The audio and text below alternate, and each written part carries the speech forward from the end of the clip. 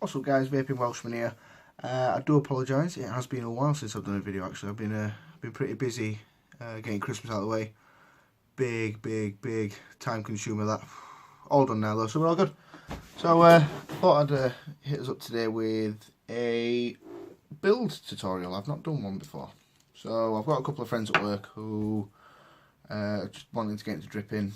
They're asking me questions, but I've told them what I can, but I've explained that it'd be easier if I did a little tutorial so they've got it in front of them, so they can watch it, they can get a basic idea, and then they can start branching off and doing their own thing. So that's what it's about. You find your own method, you find your own perfect setup. So I've explained that I will get one done for them. This was a few weeks ago. I've only just got around to doing it, so I do apologise guys. Chris, this is especially for you. I know you did mention it today at work. So he's explained that he's looking at getting a Tsunami. So what I'm going to do is I'm going to do a build on my Tsunami. Personally, I would say if you want to start dripping, buy a velocity deck. And if you're unsure what a velocity deck is, it's basically just two posts, one positive and one negative. The coils will center so much easier on this. There's not going to be hardly any faffing around or anything like that. So what I'm going to do is I'm actually going to break this video down into 3 parts. So number 1 is going to be actually wrapping the wire. I'm going to show you how to wrap wire. I'm not going to use pre-built. I have got pre-built here, so I have got them, but it's a build tutorial, so I'm going to show you what I use, best way I find to wrap, best wraps to build safely. Second part is going to be lining the coils up, making sure they are firing exactly the same time, inside to out, so you know that you're not going to have any trouble later on down the line. Third part, final part, is going to be wicking. So we're going to have a look at a wicking method which I use, which I find is, I've not had any problems with it, I've never had problems. So we're going to look into it and we're going to get that sorted. So what I'm going to do is I'm going to take a quick break, and what we'll do is we'll come back and we'll get wrapping. So I'll see you again in a sec. What's up guys, and we're back. So I've got all my bits here. So what we're going to do is we're going to start. So first of all, if you are new to building coils for drippers, what I would recommend is, you see some people that do build with screwdrivers and they'll wrap around a little tiny electronic screwdriver. It's good, that's how I started, but it can be a bit faffy. So what I would recommend is going out and buying one of these Coil Master kits. They are a lifesaver, they're brilliant. Makes your building so much easier, and you get a better build quality as well. So I'll show you quickly what we get inside the Coil Master. So we've got all these goodies. So going from this side through, so you've got your wire snippers, you've got your thin nose pliers, you've got positive and flathead screwdrivers, you've got a pair of ceramic tweezers so you can faff around with your coils once you've got to the centering bit. I'll show you that in the second part. And you've also got a pair of hooked tweezers as well. What I use with these is I use these to fluff out the ends of my cotton once I've got them all inside my coils. I'll show you again in part 3 once we got the cottoning part. You've got a pair of cotton scissors, you've got some wrapping bits. So these are just little metal rods, and you insert them into the part here. I'll show you again in a sec. They vary from 1.5mm through to 4, so there's the different thicknesses of your coils. Gives you different resistance, so on and so forth. Now this is the part that it's made for. So if I just take one for example, I may as well, because we're going to get it set up, we're going to wrap on it. So I'm going to go for a 3mm wrap. So you'll unscrew the top, like so, drop that in there, and then just screw it back together, and that's it.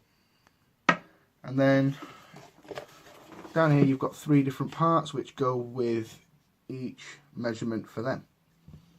So we're going to need the 3mm one, which I've put in the centre. and you'll see it clearly labelled 3mm or 2.5. So we're going to keep the 3mm part and just put it on there. We'll come back to that in a sec. And also in here as well, which is really handy, you get a ohms reader. So instead of firing it up, if you haven't got a regulator mod which doesn't show your ohms on screen, you've got this, and all you do is just screw your RDA on there and it will tell you what ohms it's running at. Brilliant. All it takes is 2 AA batteries, and I haven't had to change the batteries yet. They're going on strong. Right, Coil Masters normally vary in price. You don't get the official ones. You can get stuff from other companies. I think there's one from Geek Vape, I think I've seen. They're normally retailing about £25, same as Coil Master. Coil Master comes in this handy case, and it's sleek. You can just put it in your bag if you're going out to a vape meet, or if you need it, take it anywhere. You've got it there with you. It's not going to get in the way. But yeah, they're about 25 quid, and it's the best £25 you could spend if you want to get into dripping. So that's all I'm going to say. Right, let's crack on with building. So the wire I'm going to be using is 22 gauge nichrome from a company called Do You Even Build Bro? Well, yeah, I do. That's why I've got it. So back to the Coil Master. I'm going to need my wire snippers and my thin wire pliers, and that's all I'm really going to need for now. So what we do is take wire. Now you don't need much wire for each individual coil, so if you take a length of wire, probably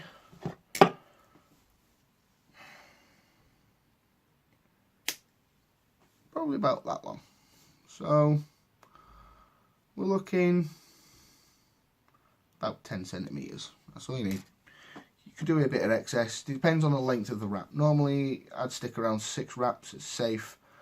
So you need about 10 centimeters of wire each time. So we'll cut the second part off. And here we go. Good wet wire. We don't need you. So try and straighten it out as best as you can. So all I do is just run it through my fingers. Just try and, it doesn't have to be perfectly straight, because that's where the wrapping will come in handy on that. Get them straight, and we're laughing. So now we're on to this part. So if you look on the cap there, you can see 2 tiny little holes. They look like pig's nostrils. So if you have them facing towards you, if you're right-handed, personally I've found putting it in the left-hand side facing you works a lot better. So you put it in, and you'll leave about that much there. What you do is bend it down and hold it in place with your thumb. And then you'll see a little silver knobbly bit on there. Just loosen that off slightly with your positive head screwdriver. Not too much, just a little bit of thread showing. Because what that'll do is that'll catch the wire inside, like so. And then all you do is just twist. Don't push it down too tight, otherwise it will start to wrap over itself. So just keep twisting, keep following it with your eye. You will see that the wire will start to sit next to each other, and once it starts doing, you can then push it together and then just keep wrapping. So I'm going to go for a 6 wrap. So we've got 5, 6. There we go. So you just take that off, pull it out. This is where your pliers will come in handy. It's just so it makes it easier to put into your deck. So pull, and then just try and straighten that leg out as best as you can. Doesn't have to be perfect.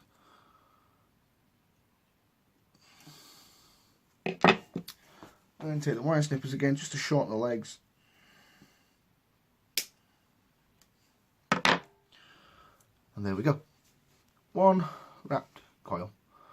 And I've bent them with my fingers, so we'll try and straighten them back out. But there we go. 1 wrapped coil. Let's see if I can get that focused. And it makes them so neat. So what you'll then do is repeat that process for your second coil. It may take a couple of practices to get hang of it. Different material wires will have a different sort of play with them. So one will be soft, one will be might be a bit stiffer, depending on the thickness as well. I would be careful with Coil Master because the holes will restrict the thickness of wire. So if you're going for something like a 20 gauge, it won't fit in there. No problems with 24 gauge, 22, 26 obviously because it's going to get thinner. That's absolutely fine. So what I'll do is I'm going to wrap this video up here. So this is the coils part. Keep practicing, you will get the hang of your coils, and as soon as you do, watch the second part, and that will be installing the coils into the deck and setting them up, lining them up, making sure they fire central, inside and out. So this is it for now, and I'll see you again in part 2.